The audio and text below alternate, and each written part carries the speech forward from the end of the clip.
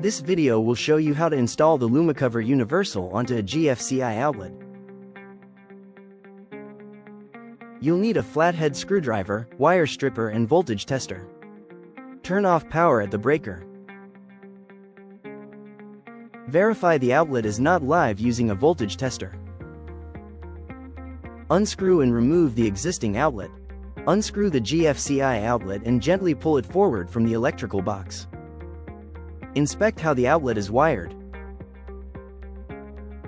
Remove LumiCover from packaging. Cut the spades off of the LumiCover wires. Strip wire according to depth on GFCI outlet. Loosen screws on the bottom two terminals of the outlet. Insert open LumiCover wires into open terminals. Tighten terminal screws. Gently stuff wires back into outlet box and screw outlet back into place. Fit LumiCover onto outlet and screw in place.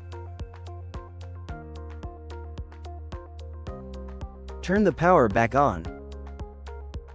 Test by covering light sensor with finger.